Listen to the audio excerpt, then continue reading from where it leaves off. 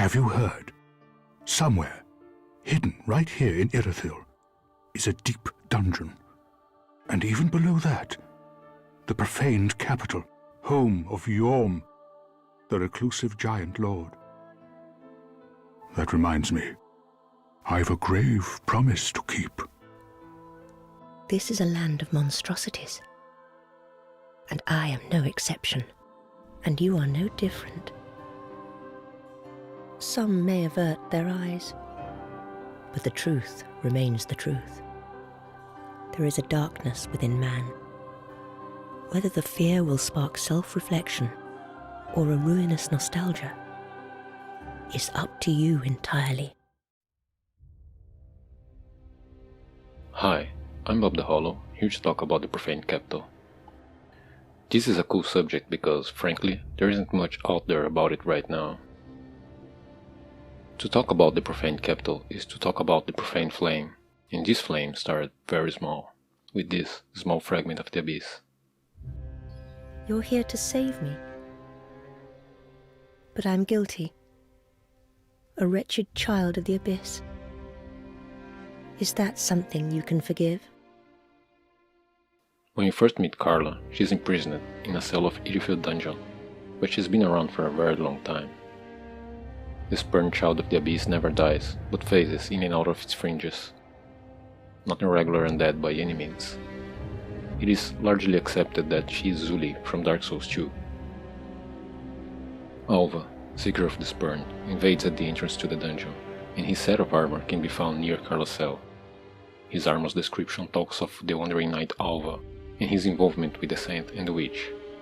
In Dark Souls 2, when he was still Alva the Wayfarer, his armor said that he failed to find a cure for Saint Serera, and that he abandoned his knighthood, but found a new purpose in life with the witch who once plotted against him. Zully's Robe calls her the seducer of Alva, and says that after winning him, she spent her life supporting his endeavors. Since he was no longer a knight, but she was still a dark witch, it seems that he's the one who had a change of heart, not her.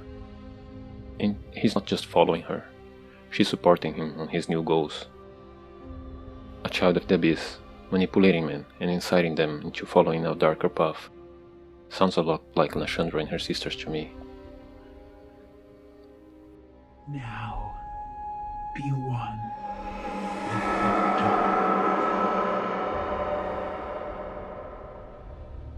And yes, the Profaned Flame would be more akin to pyromancy than sorcery, but it is born of the dark. The Profaned Coal enables the use of dark and hollow gems, and when given to Andre, he says that he can see the abyss in it. And the Profaned Flame itself was triggered by a curse. Karla, despite being a sorcerer, is literate in pyromancy. She can decipher Kilana's pyromancy tome, and it even hints that she may have been Kilana's apprentice.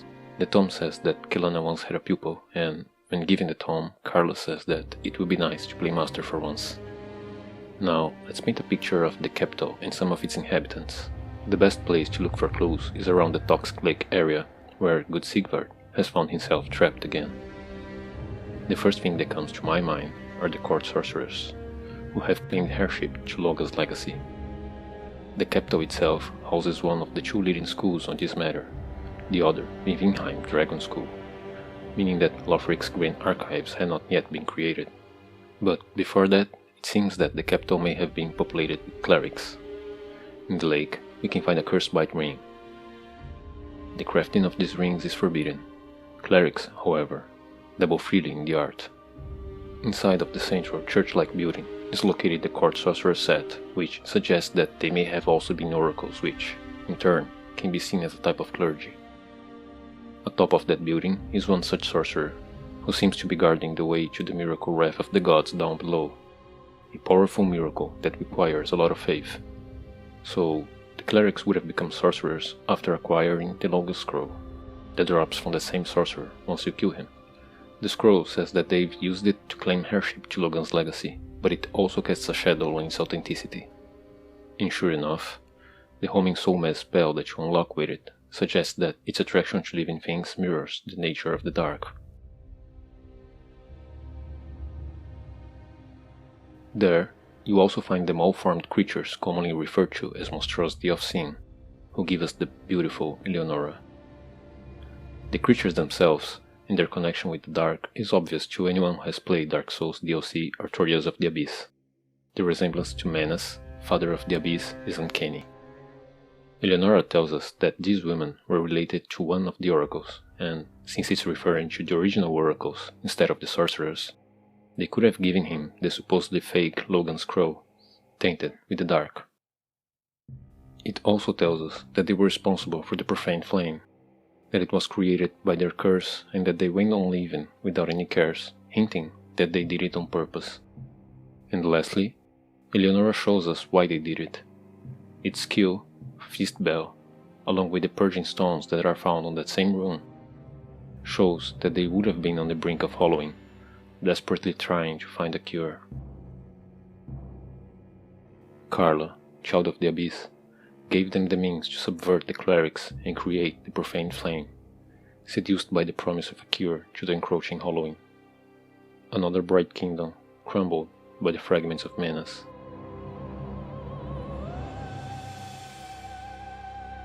Yhorm the Giant is the ruler of the capital.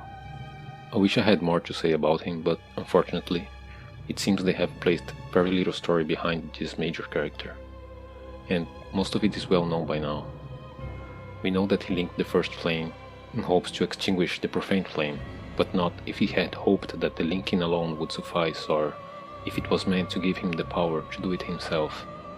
He gave a storm ruler to a dear friend, Sigvard of Katarina, who promised to put him to rest should he fall into darkness.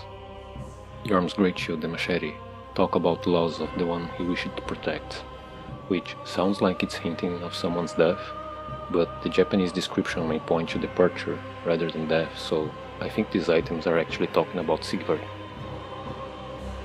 Just a few more things about Karla before I leave.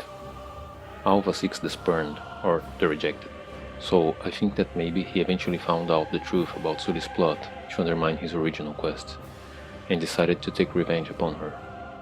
Sully's set can be acquired in Dark Souls 2 through Navlan. That's probably when she changed her name to Karla. She may have been involved in Navlan's tragedy, or it may have been an effort to throw off her scent from Alva.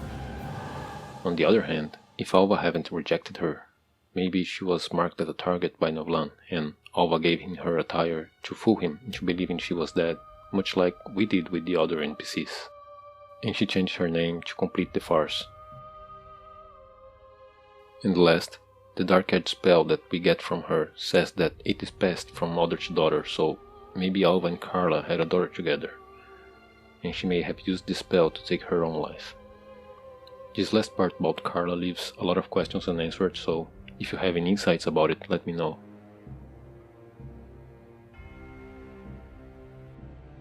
The Dark Souls series is filled with cycles: the invaders who become invaded, the flame that burns and fades, the kingdoms that rise and fall. Each installment of the series is another step of the same cycle, and they always call back to the previous games. So, while it's nice to unravel its mystery, it's really no surprise to see this kingdom fallen in the same manner that so many others have fallen before. Cursed leech, I await you in the abyss.